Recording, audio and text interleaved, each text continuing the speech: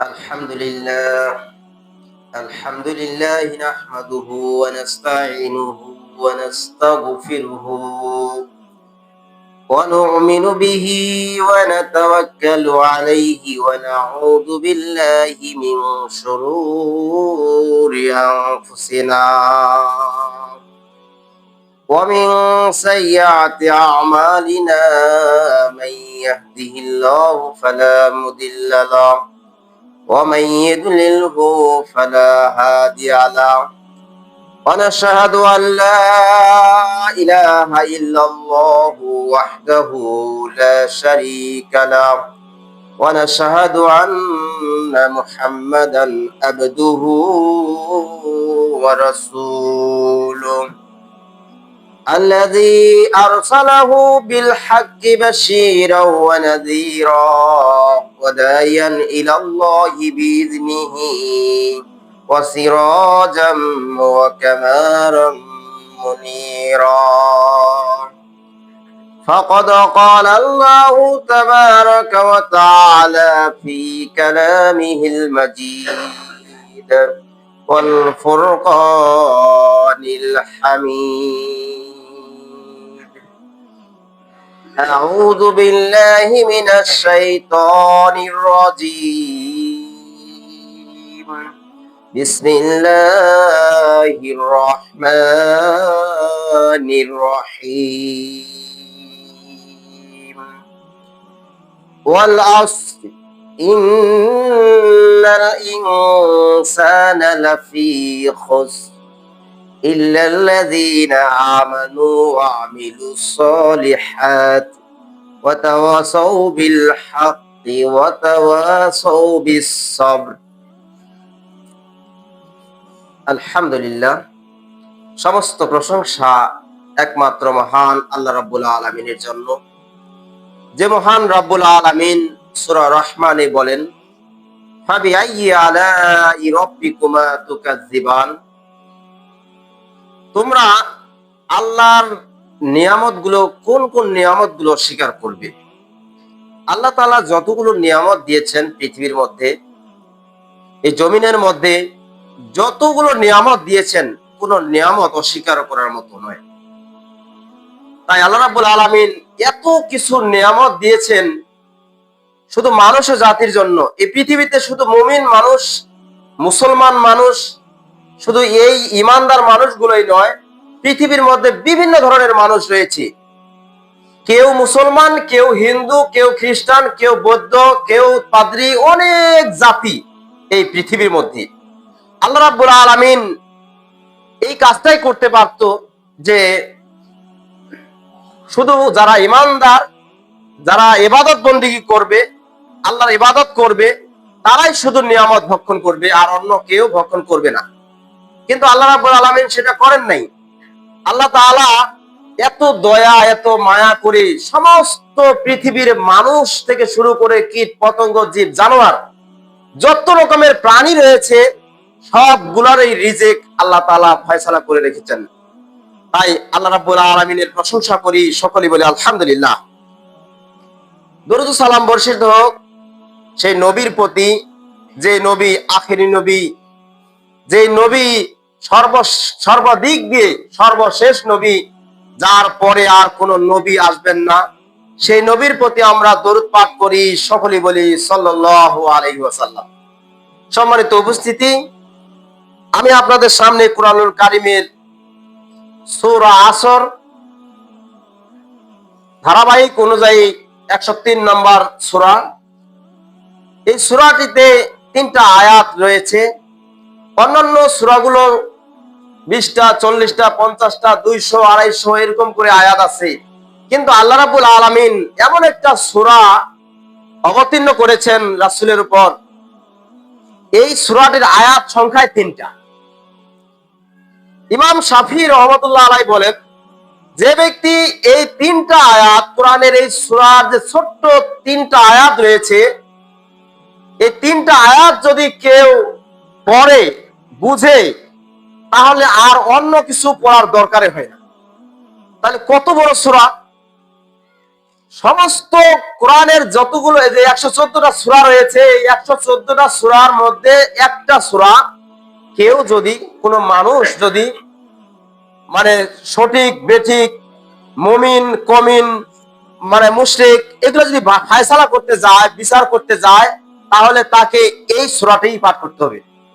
তাহলে পৃথিবীর একেবারে 1/3 এই জায়গায় ঢুকে আছে এই আয়াতগুলোর মধ্যে।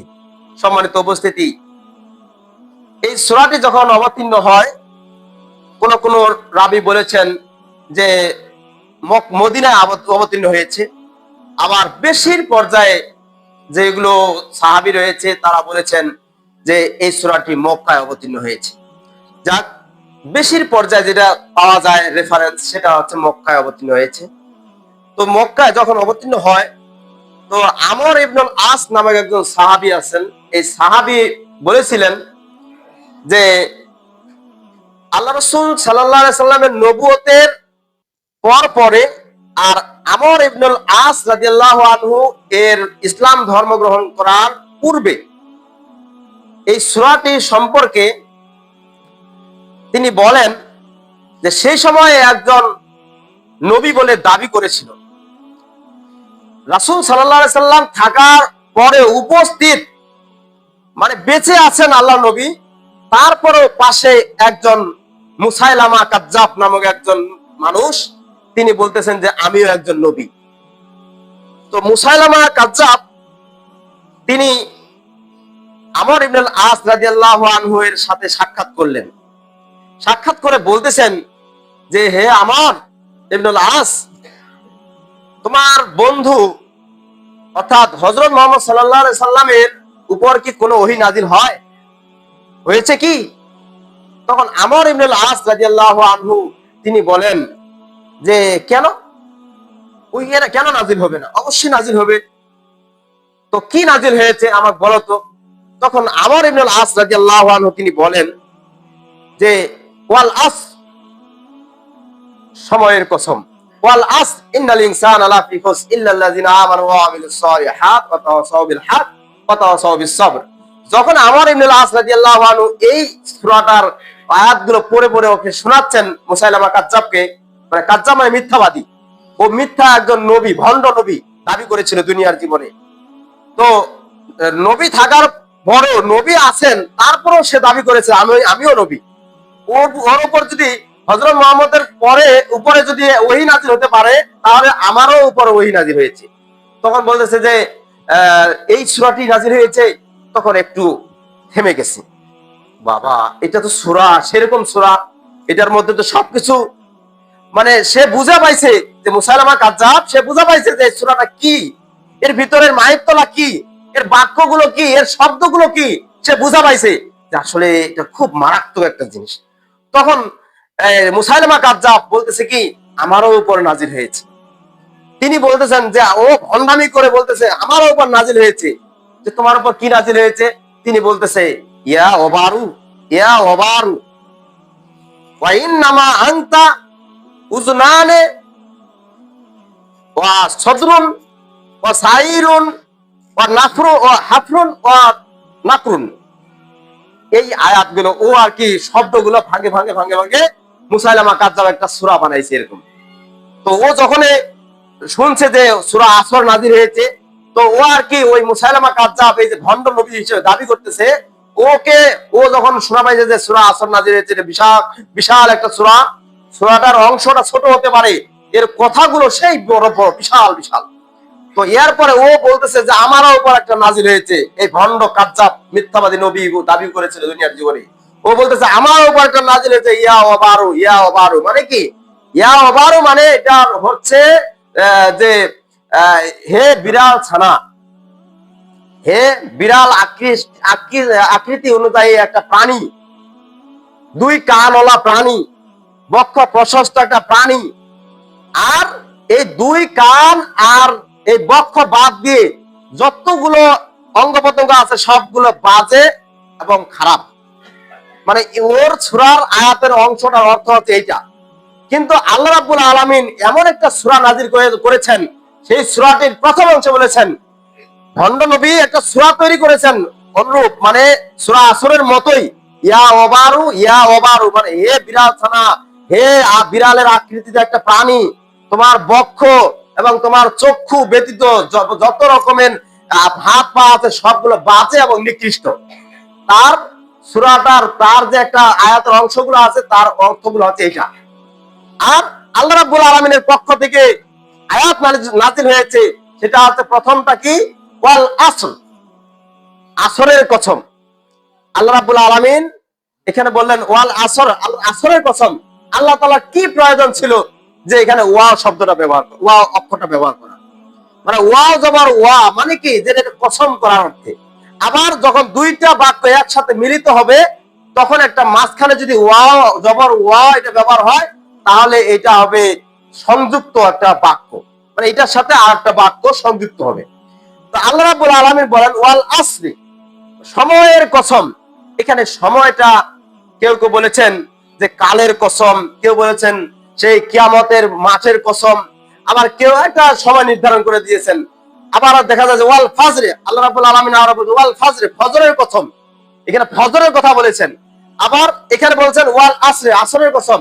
এইভাবে আল্লাহ রাব্বুল আলামিন অনেকগুলো কসম করে বলেছেন আয়াতের অংশে, যেমন wash Samsi wash Shams, wash Samsi ওয়া দুহাহা, ওখানে বলেছেন ওখানে সূর্যের কসম।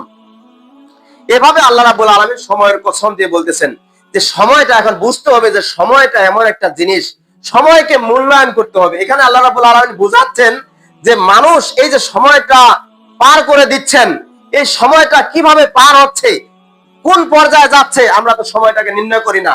আমরা সময়টা নির্ণয় করতেছি ওই ঘড়ির কাঁটার সাথে। ঘড়িতে 12টা বাজিছে নাকি, ওই ঘড়ির 12টা দেখতেছি, কিন্তু সময়টা সূর্যটা যখন উঠতেছে তখন কিভাবে উঠতেছে, এই সূর্যটা পূর্ব দিকে উঠে একবারে ঢলতে ঢলতে ঢলতে ঢলতে পশ্চিম দিকে যাচ্ছে। আমরা কি একটু চিন্তা ভাবনা করেছি যে এই সময়টা যে চলে যাচ্ছে এই সময়টাকে ফিরে পাওয়া যাবে? আর না, এই সময়টা এমন একটা সময়, আমার আপনার সময় কত পার হয়ে গেল কিন্তু আমরা বুঝতে পারিনি। একজন ইমাম বলেছেন যে আমাদের সময়টা এমন ভাবে যাচ্ছে যে একটা মানে ওই যে বরফের টুকরার নেয়, আমাদের জীবনটা হচ্ছে একটা বরফের টুকরার নেয়। একটা বরফের যদি একটা বরফ তৈরি করা হয়, এই বরফটা আপনি বিক্রি করতে নিয়ে যাবেন বাজারে, বাজারে নিয়ে যাওয়ার পরে বরফটা খুলে রাখছেন, খুলে রাখার পরে বলতেছেন যে ভাই আসেন আমার বরফের টুকরাটা কিনে নেন, আমার বরফের টুকরাটা কিনে নেন, ভাই আসেন। কিন্তু বরফের টুকরা কিনে নেয় না কেউ। কি করবে? এটা তো আর যখন তখন কাজে লাগে না। বরফ কাজে লাগে কোন সময়? যখন একটা মাছ রাখবেন, ওই মাছটা যদি মাছের উপর রাখা যায় তাহলে বরফটা একটু ঠান্ডা করে ধরে রাখবে, পচন ধরবে না। হয়তো কোন একটা মাংস রাখবেন, মাংস টপলা এখানে বরফ তৈরি করে দিয়ে যদি রাখা যায় কিছুক্ষণ থাকবে। তো এই বরফটাও সেই সময় কাজে লাগে, কিন্তু অনেক সময় মানুষের কাজে লাগে না। বরফটা কোন সময় কাজে লাগে? মানুষের ছোট বাচ্চাগুলো আইসক্রিম খায়, আইসক্রিম করার সময় বরফটা তৈরি হয়, ওই বরফটা দিয়ে একটা কাজে লাগে, কিন্তু সব সময় তো আর কাজে লাগে না। তো এক ইমাম বলেছেন যে মানুষের জীবনটা যে বরফের টুকরা নেয়, যে একটা মানুষ ব্যবসা করতেছে বরফের, তো এক টুকরা নিয়ে যায় রাস্তায় দাঁড় করাইছে, যে টুকরাটা মাটিতে রাখছে রাস্তার উপরে, আর বলতেছে ভাই আমার টুকরাটা নিয়ে যান, আমার এই বরফের টুকরাটা নিয়ে যান, 500 টাকা দেওয়া হবে, এই 500 টাকায় এই টুকরাটা নিয়ে যান। তখন মানুষ আশেপাশে ঘুরতেছে কিন্তু বরফের টুকরা আর নিয়ে যাচ্ছে না। বরফের টুকরাটাকে মনে করতেছে যে এটা নিয়ে যা কি করব, এটা নিয়ে যা তো আমার কোনো কাজ নেই। এই 500 টাকা চাইতে চাইতে, দাম চাইতে চাইতে এরকম সকাল থেকে শুরু করে একবার সন্ধ্যা পর্যন্ত সেই বরফের টুকরা আর বিক্রি হয় নাই। যতই দিন যাচ্ছে, যতই সময় চলে যাচ্ছে, বরফের টুকরা গলতে গলতে গলতে গলতে এক পর্যায়ে দেখা যাচ্ছে এতটুকু পরিমাণ হয়ে গেছে। সূর্য ডুবে যাচ্ছে, বরফের টুকরা একবারে মিশে একবারে পানির সাথে গলে চলে গেছে। তো 500 টাকার টুকরাটা গলতে গলতে গলতে গলতে এক পর্যায়ে দেখা যায় যে 1 টাকা আর বিক্রি হয় না। সেরকম মানুষের জীবনটা এমন একটা জীবন, এখন আপনি সুস্থ রয়েছেন, আপনার দাম রয়েছে, আপনি এখন ইবাদত করতে পারতেছেন, আপনার এখন দাম রয়েছে আল্লাহর কাছেও। তো সম্মানিত উপস্থিতি, আমাদের জীবনটা সেই শুরু থেকে, যেমন ওই পাথরের টুকরাটা ওই বরফের টুকরাটা গলতে গলতে চলে গেছে, প্রথমে কিন্তু বড় ছিল, কিন্তু সূর্যের তাপ যখন পড়ে যায় তখন বরফের টুকরা গলতে গলতে শেষ হয়ে যায়। সেরকম আমাদের জীবনটাও ছোটবেলা থেকে গড়ে উঠতেছি, যখন মায়ের পেট থেকে ভূমিষ্ঠ হয়, হওয়ার পরে এই যে বড় হতে হতে হতে এক পর্যায়ে যে আমরা যৌবনে পদার্পণ করতেছি, করার পরে আবার যখন একবারে বয়স হয়ে যাওয়া শুরু করলো, সেই আবার গলতে গলতে আমাদের বয়স নিঃশেষ হয়ে যাচ্ছে, মানে আমাদের হায়াতটা সেরে যাচ্ছে। বরফের টুকরার যেমন সময়টা সেরে যাচ্ছে, পানিতে গলে যাচ্ছে, সেরকম আমাদের জীবনটা এরকম গলতে গলতে গলতে গলতে এক পর্যায়ে আমাদের সেরে যাচ্ছে, মানে কি মৃত্যু। সম্মানিত উপস্থিতি, তো সময়টা কত গুরুত্ব। যদি বরফের টুকরা সকালবেলা বিক্রি হতো তাহলে সে লাভবান হতো, লাভ করতো, 500 টাকার বরফ 500 টাকায় বিক্রি হতো। কিন্তু সময়টা দেখেন যে সকালবেলা বিক্রি হয় নাই, দুপুরবেলা বিক্রি হয় নাই, সন্ধ্যার সময় তার বরফের টুকরা গলে গেছে, তার 1 পয়সা হওয়ার দাম নেই। সেরকম আমাদের জীবনটা, এখনো সুস্থ রয়েছি, এখনো আমাদের শরীর স্বাস্থ্য চলতেছে, রক্তর তেজ আছে, এখনো আমরা ফজরের নামাজ পড়তে পারি জামাতের সহিত, কোনো সমস্যা হয় না, ওযু করতে সমস্যা হয় না, ওযুর পানি আমাদের ঠান্ডা হইলেও আমার সমস্যা নেই। এখন যদি আমি ইবাদত না করি, সেই মৃত্যুর পূর্ব মুহূর্তে ওই ঢুকুর ঢুকুর করে মাথায় খপুরি উল্টা হেরে আপনি ইবাদত বন্দেগী করলে কোনো কাজে লাগবে? কোনো কাজে লাগবে না। বরফের টুকরা যেমন কাজে লাগে নাই, সেরকম আমাদেরও এই জীবনটা, এই হায়াতটা আমাদের জীবন থেকে একবারে শেষ হয়ে যাচ্ছে, শেষ পর্যন্ত আমাদের কোনো কাজে হবে না। সম্মানিত উপস্থিতি, তাই সময়কে মূল্য দিতে হবে। সময়ের মর্যাদা একটা আমাদের রচনা রয়েছে, আপনি যদি পড়ে দেখেন তাহলে বুঝতে পারবেন সময়ের মর্যাদাটা ওইখানে কিভাবে তুলে ধরা হয়েছে। সময় যে মর্যাদা দিবে না, সময় থাকতে যে সময়ের মর্যাদা দিবে না, সে কিছুই করতে পারবে না। সময় আছে, আপনার দাঁত এখন বড় হয়ে আছে, দাঁত এখন সুচালু সুন্দর করে দাঁত ঝকঝকে ঝকঝকে দাঁত আপনার, কিন্তু যখন আপনার বয়স হয়ে যাবে, বয়স শেষ হয়ে যাবে, দাঁত আপনার মুখ থেকে পড়ে যাবে, তারপরে দেখবেন যে সিনার হাড্ডি কত মজা। তখন বুঝবেন যে গরুর যে সিনার হাড্ডি খাওয়া যায় সেই সময় কেমন মজা লাগে বয়সকালীন যে দাঁত না থাকলে। সম্মানিত উপস্থিতি, দাঁত থাকতে দাঁতের মর্যাদা জানতে হয়, সেরকম সময় থাকতে ইবাদতের মর্যাদা যদি জানা যায়, ইবাদতটাকে বোঝা যায়, তাহলে আমি আপনি এই কালেও লাভবান হবো, পরকালেও লাভবান হতে পারবো। সম্মানিত উপস্থিতি, তাই বলছিলাম আল্লাহ রাব্বুল আলামিন বলতেছেন যে ওয়াল আসর, সময়ের কসম। এখানে সময়টাকে গুরুত্ব দিয়েছেন আল্লাহ রাব্বুল আলামিন, সময়টাকে গুরুত্ব দিয়ে মানুষকে তাগিদ দিয়ে বোঝানোর চেষ্টা করতেন যে ওয়াল আসর, সময়ের কসম, আসরের কসম। কেউ কেউ বলতেছেন যে এটা সময়টা শুধু এটা নয়, সেই নির্ধারিত কালের কসমও বলা যায়, যে নির্দিষ্ট একটা কাল আছে আমাদের, যে শেষ কাল বলা যায়। অনেকে অনেক মন্তব্য করেছেন, কিন্তু আমাদের বুঝতে হবে যে আসরের সময়টা যদি চলে যায় তাহলে মাগরিবের সময়টা আমি পেতেও পারি, না পেতেও পারি। আবার এই জুমার নামাজটা যদি আমাদের চলে যায়, সেই জুমার নামাজটা পরবর্তী সপ্তাহে আমি পাবো কি না পাবো এটা বলা যাবে না। সম্মানিত উপস্থিতি, এরপর আল্লাহ রাব্বুল আলামিন বলেন যে ইন্নাল ইনসানা লাফি খুসর, যে নিশ্চয় মানুষ ক্ষতির মধ্যে রয়েছে। দেখেন আমি আপনি ক্ষতির মধ্যে আছি কিনা, আমি আপনি ক্ষতির মধ্যে আছি কিনা। আমরা যতই দিন যাচ্ছে, আমাদের যত সময় যাচ্ছে, ক্ষতির মধ্যেই বেশি রয়েছে। ভালো কাজ কয়টা করি আমরা দুনিয়ার জীবনে, এই যে সামাজিক জীবনে দেখা যায় আমরা কয়টা ভালো কাজ করি? ভালো কাজ করিবার জন্য শুধু ওই 5 ওয়াক্ত নামাজ ছাড়া আর আমরা কি ভালো কাজ করি? একটা মানুষকে ভালো পথ তো দেখা দিতে পারি না, আমরা কোন সময়ের জন্য তো একটা দাওয়াতও দিতে পারি না মানুষকে, তাহলে ভালো কাজটা করি কোন সময়? ক্ষতির মধ্যে রয়েছি। আল্লাহ রাসূল সাল্লাল্লাহু আলাইহি ওয়াসাল্লাম বলেছেন কুল্লু বানি আদম খাত্তাউন, যে প্রত্যেকটা আদম সন্তানে ক্ষতির মধ্যে রয়েছে। আল খাত্তাইনা তাওয়াবুন, যে এটা তাওবা না করলে তো এই ক্ষতির মধ্যে নিয়োজিত থাকতে হবে। সম্মানিত উপস্থিতি, তাহলে বোঝা গেল যে প্রত্যেকটা মানুষ এই ক্ষতির মধ্যে রয়েছি। এই ক্ষতিটা আমরা বুঝতে পারি না, যে ক্ষতিটা কিভাবে হচ্ছে, কোন পর্যায়ে হচ্ছে। আমরা সব সময় মনে করতেছি যে আমি ভালো মতো চলতেছি রাস্তাঘাটে, আমি কেউ ক্ষতি করি না, আমি কারো ক্ষতি করে বেড়াই না, আমি কারো পিছনে লাগি না, কারো পিছনে যায় টাকা খরচ করাই না, আমি ক্ষতির মধ্যে নাই। কিন্তু সম্মানিত উপস্থিতি, আমি আপনি ক্ষতির মধ্যে এমন পর্যায়ে রয়েছি আমরা বুঝতেই পারি না। ক্ষতির মধ্যে আছি, ক্ষতির মধ্যে যে আছি আমরা অনুধাবন করতে পারি না, তাই আমরা ভালো কাজ করি না। সম্মানিত উপস্থিতি, ক্ষতিটা হচ্ছে আমাদের পাওটা ফালাইলে আমাদের ক্ষতি। যেমন আপনি পাওটা ফালাইলেন, আপনার জীবন থেকে আপনার ধরে নেন 1 সেকেন্ড চলে গেল, এটা কি ক্ষতি না? এটা তো আপনার ক্ষতি। সম্মানিত উপস্থিতি, আবার দেখেন যে আমরা রাস্তাঘাটে চলতেছি, চলার পরে দেখা যাচ্ছে রাস্তাঘাটে কত বেহায়া নারীকে দেখা হচ্ছে, আবার কেউ কথাও বলতেছি, আবার দেখা যায় যে রাস্তাঘাটে একটা ভালো কাজ করে ভালো কাজ করার জন্য চেষ্টা করলে হয়ে যাবে, কিন্তু আমরা তা করি না। দেখা যায় যে সমাজে একটা ঝগড়া বিবাদ লেগেছে, আমরা যদি সেখানে ফয়সালা করে দিবার যাই, তাহলে আমরা একটা ভালো কাজ করব, ভালো। আর যদি পিছনে যায় না ক্লিক করা শুরু করে দেয়, ক্লিক লাগানো শুরু করে দেয়, তাহলে এটা কি ভালো কাজ হবে?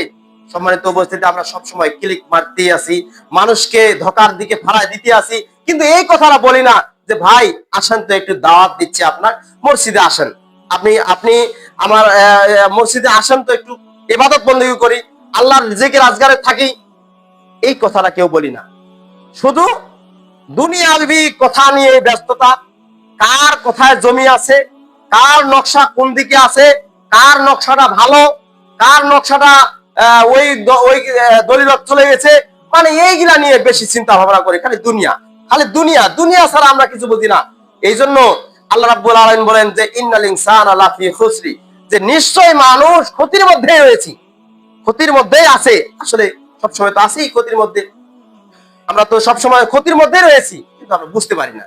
এরপর আল্লাহ রাব্বুল আলামিন বলেন যে ইল্লাল্লাযিনা আমানু, এই জিনিস এই কয়েকটা পরবর্তীতে আছে যে এইগুলো মানুষ ছাড়া বাকিগুলো সবগুলো ক্ষতির মধ্যে আছে। ইল্লাল্লাযিনা আমানু, ইল্লা মানে এইগুলো ছাড়া, মানে এইগুলো ছাড়া, আমানু যারা ঈমান এনেছে, এই ঈমানদার ছাড়া বাকিগুলো সবগুলো ক্ষতির মধ্যে আছে। এখন ঈমানদার কোনগুলো? তো ঈমান এমন একটা জিনিস, ঈমান একটা ছোট্ট জিনিস, সেটা অন্তরের সাথে, অন্তরের সাথে একটা যুক্ত।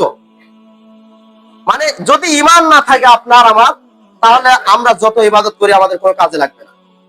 ঈমান একটা এমন একটা জিনিস, সেই ঈমানটা শুধু মুখ দিয়ে খালি একটা, অন্তর দিয়ে শুধু একটা পোষণ করবেন, যে একটু যদি বলেন যে আল্লাহ মনে হয় নেই, যদি এই কথাটা বলেন, তাহলে আপনি ঈমান হারা হয়ে গেলেন। আপনি বাকি যতই কিছু করেন কাজে হবে না। আপনি বলেন যে আমাদের নবী কি শেষ নবী ছিল, আমার মনে হচ্ছে হয় না, খালি এরকম যদি খালি মনে করেন, তাহলে আপনার ঈমান শেষ, আপনার ঈমান থাকবে না।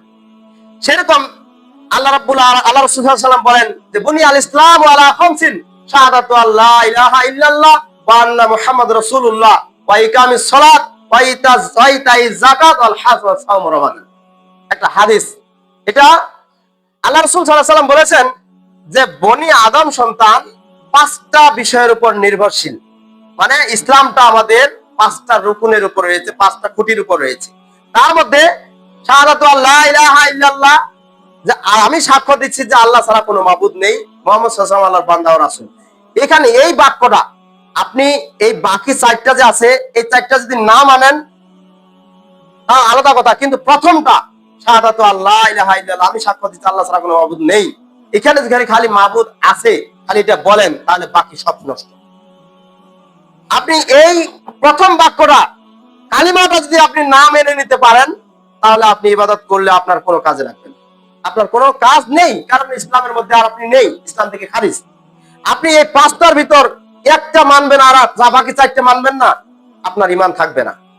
5টার মধ্যে প্রথমটা হচ্ছে কালিমা, তারপর হচ্ছে ওয়া আন্না মুহাম্মাদুর রাসূলুল্লাহ ওয়া ইকামিস সালাত, সালাত আপনি বাতিল করে দিবেন, যে সালাত পড়বো না, এখন আমি কালিমাও মানবো, হজও করব, আবার সিয়ামও পালন করব, যাকাতও দিব, কিন্তু নামাজ পড়বো না। যদি আপনি এইটা মনে করেন যে আমি নামাজ পড়বো না, বাকি 4টাই করব, তাহলে আপনি ঈমানদার বলা, আপনি ঈমানদার বলে দাবি করতে পারবেন না। আবার এই নামাজটা করবেন, এখানে কালিমাও পড়বেন, নামাজও পড়বেন, কিন্তু আপনি যাকাত অস্বীকার করবেন, যাকাত দিবেন না, যে আমি যাকাতটা খালি দিব না, বাকি 4টা আছে আমি আমল করব, বাকি 4টা আমি মানে নিব, আপনি ঈমানদার বলে দাবি করতে পারবেন না। এখানে 4টার ভিতর 3টাই মানে নিবেন আর 2টা মানে নিবেন না, আপনি ঈমানদার বলে দাবি করতে পারবেন না। সম্মানিত উপস্থিতি, 5টা ইসলামের খুঁটিয়ে 5টা, আপনার 5টাই মেনে নিতে হবে, তাহলে আপনি ঈমানদার। তো ঈমানের কতগুলো শক্তিশালী ঈমানদারের কথা আল্লাহ রাসূল সাল্লাল্লাহু আলাইহি ওয়াসাল্লাম বলেছেন, যে কতগুলো শক্তিশালী ঈমানদার আছে, সেগুলো হচ্ছে প্রথমটা কোনটা, যে ইল্লাল্লাযিনা আমানু, যে ঈমানদার ছাড়া, যারা ঈমান এনেছে, দৃঢ় ঈমান, যার ঈমান বলতে টলাটলি হবে না। যখনই এই ঈমানদার মানুষে, ঈমানদার কিভাবে ফয়সালা করবেন, বিচার করবেন, ইমানদার কাকে বলে, ইমানদার কি জিনিস। যে যখনই কোনো মানুষের সামনে দেখবেন একটা ভালো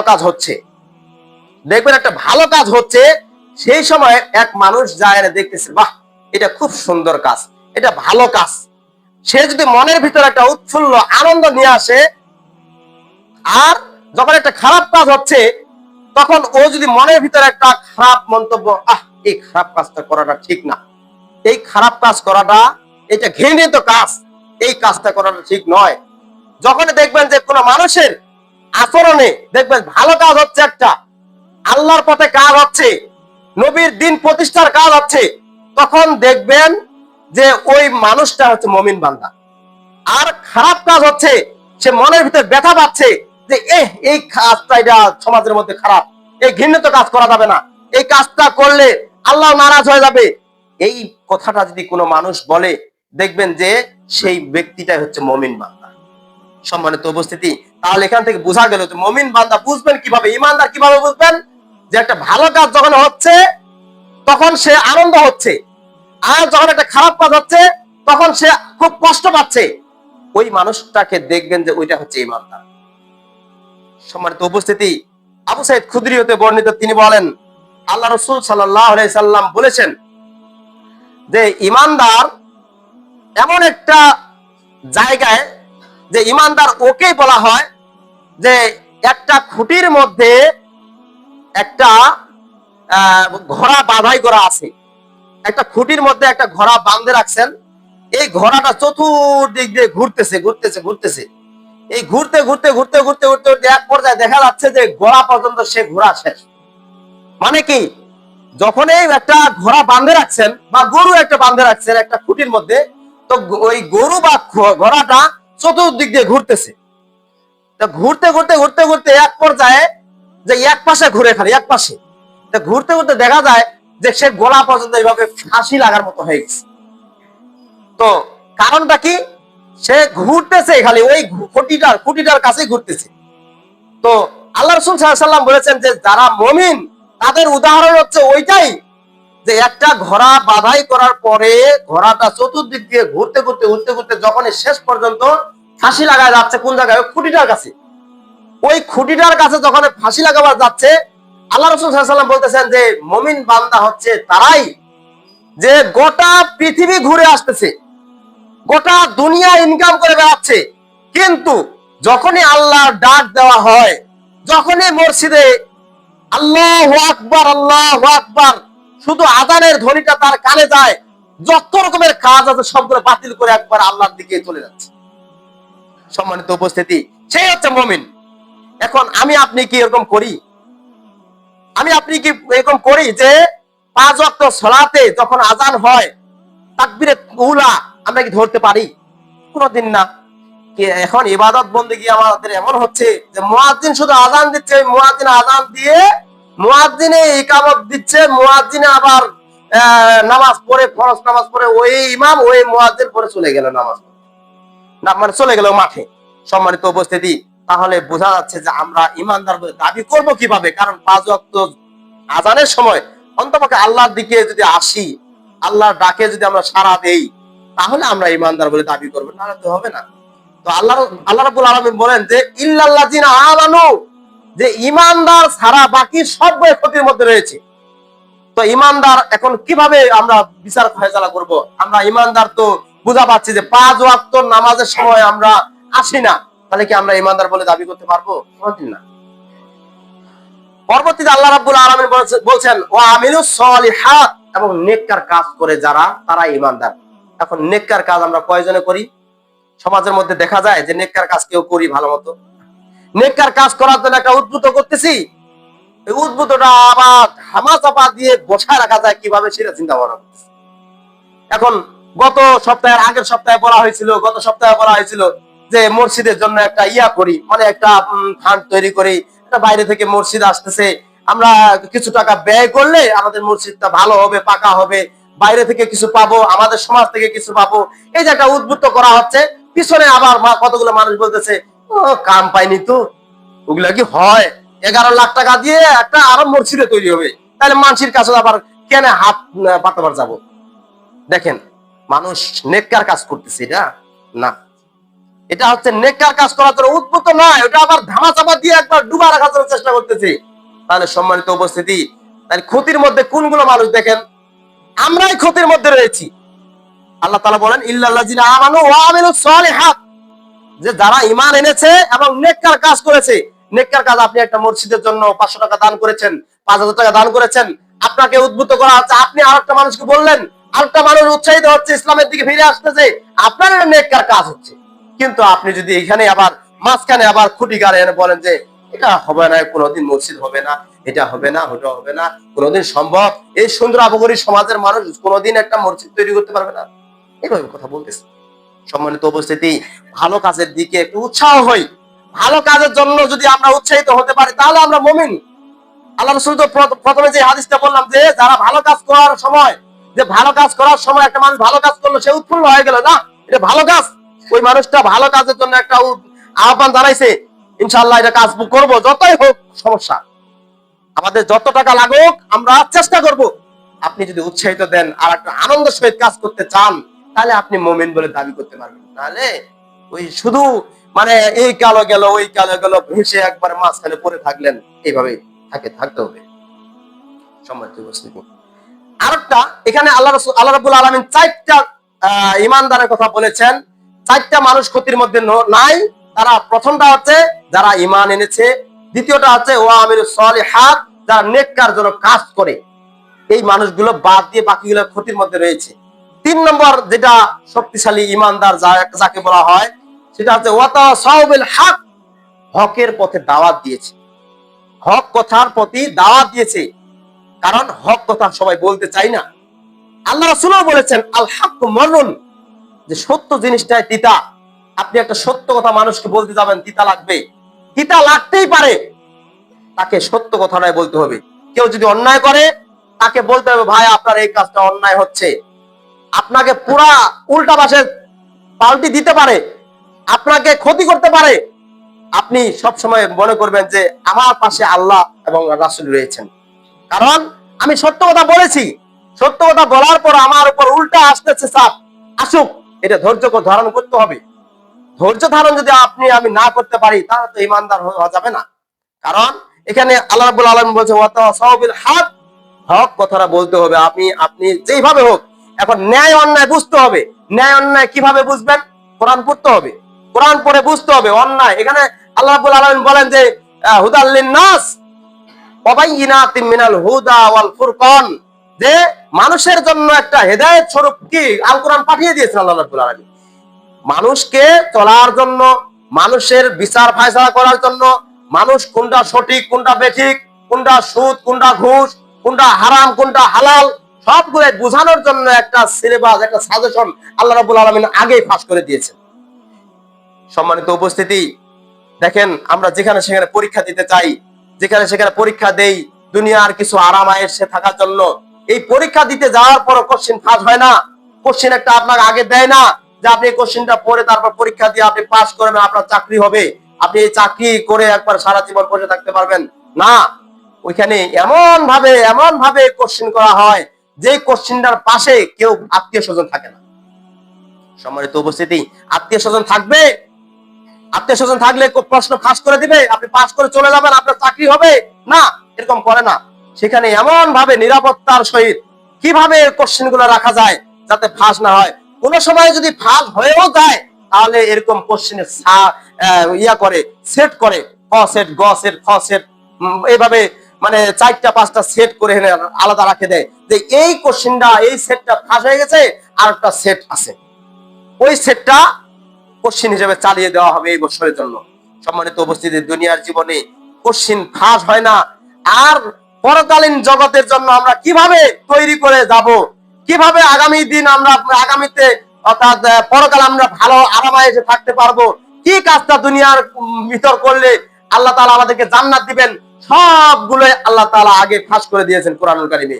কেউ যদি কোরআন পড়ে, কোরআনটা পড়ে হেদায়েত হয়ে এই নিজের জীবনটা বাস্তবায়ন করে পরকালীন কি রয়েছে, পরকালে আমাদের জন্য কি অপেক্ষা করতেছে, সেগুলো চিন্তা ফিকির করে, তাহলে আল্লাহ রাব্বুল আলামিন আমাদের জন্য ভালো কিছু সুফল, ভালো কিছু আনন্দের জন্য জিনিস তৈরি করে রেখেছেন। সম্মানিত উপস্থিতি, আমরা তো এটা বুঝি না।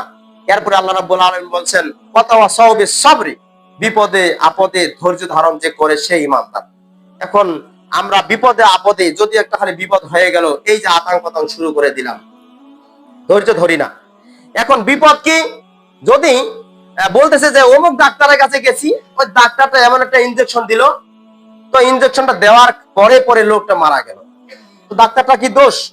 এটা বলা যাবে না, কারণ বিপদ আসতেই পারে।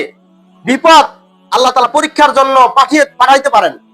মানুষের অনেক সময় অনেক ধরনের বিপদ আসবেই। এই বিপদের সময় ধৈর্য ধারণ করতে হবে, আলহামদুলিল্লাহ পাঠ করতে হবে। বিপদ আল্লাহর পক্ষ থেকে আসছে, ভালো কিছু আপনি পেয়েছেন, আপনি আল্লাহর পক্ষ থেকে পেয়েছেন, এটা মনে করতে হবে। তাকদীর, এটা বিশ্বাস করতে হবে। তাকদীর যদি আপনি বিশ্বাস না করেন যে তাকদীরে লেখা আছে, এটা আমি বিশ্বাস করি না, তাহলে আপনি ঈমানদার বলে দাবি করতে পারবেন না। তাকদীর এমন একটা জিনিস, দুনিয়া সৃষ্টি হওয়ার 50 বছর আগেই আল্লাহ রাব্বুল আলামিন নির্দিষ্ট করে রেখে দিয়েছেন। আপনি দুনিয়ার জীবনে কি করবেন, কোথায় কি করবেন না করবেন, কোথায় আপনার খাওয়া রয়েছে, কোথায় আপনার রেজেক রয়েছে, কোন জমিতে কতটুকু ফসল হবে, সবগুলো আল্লাহ রাব্বুল আলামিন দুনিয়া সৃষ্টি হওয়ার 50,000 বছর পূর্বেই আমার আপনার কপালে লিখে রেখেছেন যে এটা এই দুনিয়াতে করবে। সম্মানিত উপস্থিতি, তাই বলে সবগুলোই একেবারে তাকদীরের উপর ফালাই দিবেন তা নয়। এমন কতগুলো মানুষ রয়েছে প্রশ্ন করতেছে যে আমার তাকদীরে লেখা আছে আমি এই কাজটা করতেছি। যেমন কেউ মদ খাচ্ছে, মদ খাওয়া মানুষকে জিজ্ঞাসা করতেছেন, ভাই আপনি মদ খাচ্ছেন কেন? মদ খাওয়াটা ঠিক না, এটা হারাম, এই হারাম বস্তুটা আপনি খাবেন না, আপনার মাথা বিকৃত হবে, আপনি এই কাজটা করবেন না, আপনার জন্য যে আল্লাহ নারাজ হয়ে যাবে, আপনি এই হারাম বস্তুটা বাদ দেন, মদ খান না, গাঁজা খান না, ভাং খান না, আফিম খান না, এটা একেবারে হারাম, ইসলামের মধ্যে এটা কোনো জায়গা নেই, এটা নিষিদ্ধ। তখন বলতেছে, হুজুর আপনি কি বিশ্বাস করেন যে তাকদীর নামে একটা লেখা আছে? তাকদীর।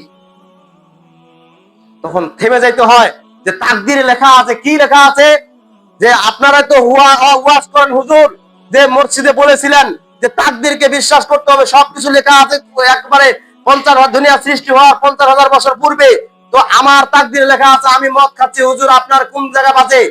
আমার তো সবকিছু আল্লাহ তাআলা লিখে রেখেছে। আমি বিড়ি খাচ্ছি, আমার তো সবকিছু লেখা আছে আল্লাহর কাছে। আপনি বাধা দেওয়ার কি? আপনি তখন কোথায় যাবেন? আপনি কি জবাব দিতে পারবেন এই কথাটা? জবাব নেই। জবাব দিতে হবে যে যেগুলো খারাপ, যেগুলো ইসলামের মধ্যে নেই, যেগুলো কোরআনে উল্লেখ নেই, যেগুলো আল্লাহ ও রাসূল নিষেধ করেছেন, সেইগুলো যদি টানে আনি ইসলামের মধ্যে ঢুকাইতে চায়, ঢুকায় নিয়ে শরীয়ত বলে চালাই দিতে চায়, এটা কোনোদিন শরীয়ত হবে না। সম্মানিত উপস্থিতি, তো কার সাথে যাবেন? একজন সেদিন একটা ছেলেকে বললাম যে ভাই, এই যে তেলিপাড়ার কয়েকটা ছেলে ওই খাইছিল আর কি, হয়তো গাঁজা ইয়াবা খাইছিল, খাওয়ার পরে আর্মি গুলো ধরে সেই পিটন দিচ্ছে। দেওয়ার পরে এখন এক লোকের সাথে দেখা হয়েছে, আমার সাথে আবার মানে পরামর্শ ভালো করে, এমনি কথাবার্তা সব দিক দিয়ে ভালো, দাড়িও আছে বড় বড়, আবার মানে পাঞ্জাবি টুপিও পরে বেড়ায়, কিন্তু ভিতরে ভিতরে সে ওই কি বলে পো মারে না কি বলে এইগুলো কি, কি পো মারা আর ইয়া মারা, এটা যে সেই কথা বলতেছে, তা আমি তো আর বুঝি না। তখন বলতেছে ভাই যে আপনি যে কাজটা করতেছেন এটা ঠিক না। তখন ওই কথাটাই বললো আমার উল্টায় দিয়ে, দেখেন ও আমাকে বলতেছে ভাই আমার কপালে যেটা লেখা আছে না, আপনি যতই কিছু করেন আমি এটা বাতিল হতে পারবো কিভাবে? কারণ আল্লাহ এটা বাতিল করে নেই, আল্লাহ তো বাতিল করে নেই। আল্লাহ যদি বাতিল করে দিত না, তাহলে আমি কি ওই পো মারি আর ওরকম কি ওই আফিম খাই, ভাং খাই, গাঁজা খাই? আমার তো আল্লাহ পরিবর্তন করে দেয়নি, আর আপনি হুজুর হয়ে আমার পরিবর্তন করতে পারবেন? দেখেন সম্মানিত উপস্থিতি, তো বিপদ আপদ মানুষের আসে, কিন্তু সেই সময় খুব একটা পেরেশানি পড়ে যেতে হয় যে সত্য কথাটা বলতে যাচ্ছেন, হকের দাওয়াত দিতে যাচ্ছেন, আটকায় দিচ্ছে, ভাই আপনি এই কাজটা করেন না। তখন আপনাকে এমন উল্টায় প্রশ্ন করতেছে, আপনি একবার থন আগে বসে আছেন, ওর সাথে আর পারা যাবে না। সম্মানিত উপস্থিতি, তো ওর হেদায়েতটা আল্লাহর কাছে, আল্লাহ যাকে হেদায়েত করবেন, কেউকে সে খারাপ কাজে নিয়োজিত করবেন না, কিন্তু যাকে বাধাগ্রস্ত করবেন যে ও চলে গেছে, একেবারে তাকে ফেরানো কোনো সম্ভব না। তবে আমাদের চেষ্টা করতে হবে যাতে ফিরে আসে, হয়তো কোনো না কোনো পর্যায়ে সে এক সময় আসবে, ইসলাম এক সময় বুঝবে, এখন বুঝে না, পরবর্তীতে সে বুঝবে।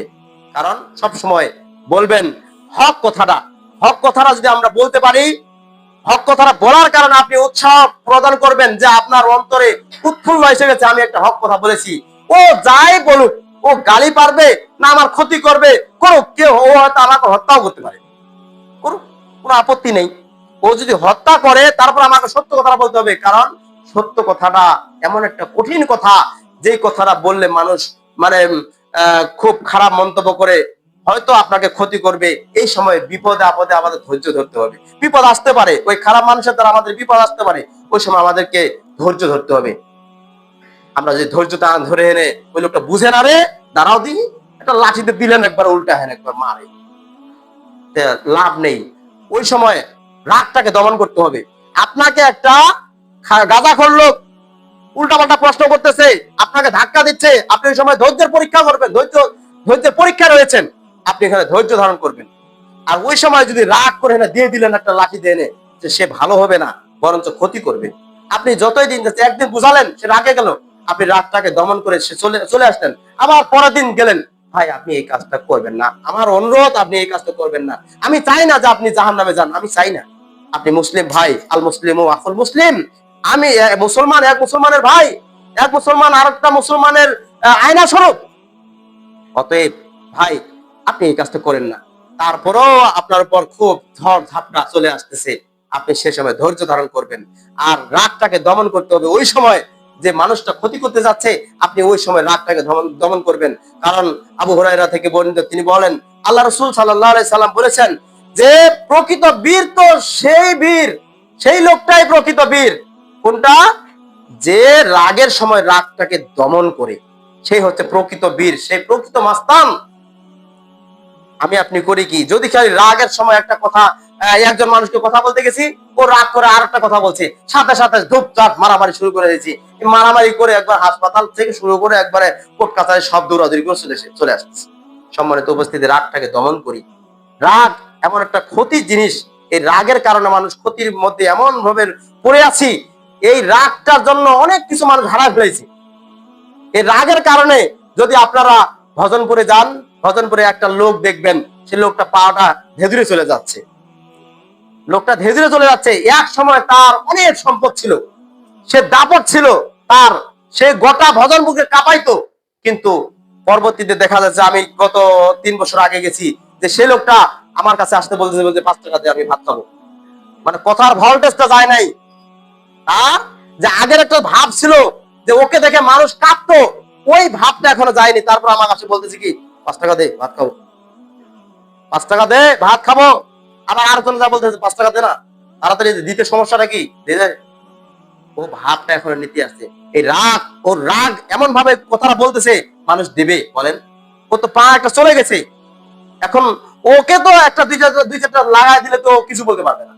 সম্মানিত উপস্থিতি, কিন্তু ওর রাগটার জন্য সে সম্পদ নষ্ট করে দিয়েছে, ওর কিছুই নেই বর্তমান। এই রাগ মানুষকে ক্ষতির মধ্যে বেশি ফেলায় দেয়। এই জন্য আল্লাহ রাব্বুল আলামিন বলেন ইন্নাল ইনসানা লাফি খুসর, সমস্ত মানুষের ক্ষতির মধ্যে রয়েছে। কিন্তু এর মধ্যে কতগুলো ভালো দিক আসে, কতগুলো খারাপ দিক আসে। যারা ভালো কাজগুলো করার জন্য চেষ্টা করে, আল্লাহ তাআলা তাকে কোনোদিন ক্ষতির মধ্যে ফেলান না। আর যারা ভালো কাজ করার জন্য নয়, মানুষকে ধোঁকার জন্য ফেলায় দেয়, মানে ভালো কাজটা চোখে পড়ে না, খারাপ কাজটা করার জন্য সে উদ্বুদ্ধ হয়, তাকে আল্লাহ তাআলা এইভাবে নিরুৎসাহিত, একবারে নিঃসরস করে ফেলে একবারে। সম্মানিত উপস্থিতি, তাই এই ছোট্ট সূরাটার আয়াত থেকে আমরা যারা যেগুলো বুঝলাম, যে আল্লাহ তাআলা প্রথমে বললেন সময়টাকে মূল্য দিতে হবে, ওয়াল আসরি, সময়ের কসম, সময়টাকে মূল্য দিতে হবে, সময় থাকতে সময়ের মর্যাদা দিতে হবে। সময় আমার আপনার চলে যাচ্ছে, এই সময়টা আর ফিরে পাবো না। এই সময়টার মধ্যে আমরা যদি কাজ না করতে পারি, আল্লাহর ইবাদত বন্দেগী না করতে পারি, একটা ওয়াক্ত যদি আমরা ছেড়ে দেই, তাহলে এই ওয়াক্তটা আর ফিরে পাবো না। এটা মনে করে আমরা ইবাদত বন্দি করব, সময়টাকে মূল্য দিব।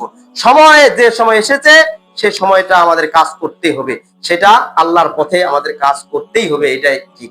এখন জাকাতের সময় এসেছে, ওসরের সময় এসেছে, আমাদেরকে ওসর আদায় করতে হবে। যদি আমি আপনি না আদায় করি, ইমানদার বলে দাবি করতে পারবো না। এরপরে দ্বিতীয় আয়াতে বলছে ইন্নাল ইনসানা লাফি খুসর, সমস্ত মানুষই ক্ষতির মধ্যে রয়েছে। আমরা ক্ষতি থেকে উদ্ধার হওয়ার জন্য চেষ্টা করব, কিভাবে ক্ষতি থেকে বাঁচানো যায়, কিভাবে একটা আমি বাঁচবো, আরেকজন মানুষকে বাঁচানোর জন্য চেষ্টা করব। ভাই আপনি ক্ষতির মধ্যে রয়েছেন, ক্ষতি থেকে ফিরে আসেন। আপনি এই খারাপ কাজ করতেছেন, এই খারাপ কাজ থেকে ফিরে আসেন, ভালো হয়ে যায় ভাই। এটা করতে হবে, ক্ষতির মধ্যে থাকা যাবে না।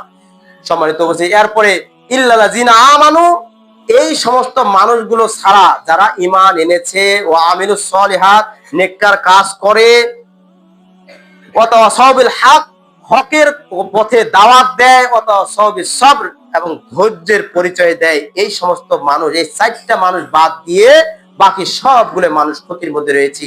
সম্মানিত উপস্থিতি, আমাদের মধ্যে যদি এই 4টা বৈশিষ্ট্য, 4টা গুণ যদি না থাকে, তাহলে আমি আপনি ক্ষতির মধ্যেই রয়েছি। আল্লাহ তাআলা আমাদেরকে 4টা গুণ ফলো করার জন্য তৌফিক দান করুন। সকলেই বলে আল্লাহুম্মা আমিন। এই বলে আমার সংক্ষিপ্ত আলোচনা শেষ করছি। ওয়া আখিরু দাওয়ানা আলহামদুলিল্লাহ।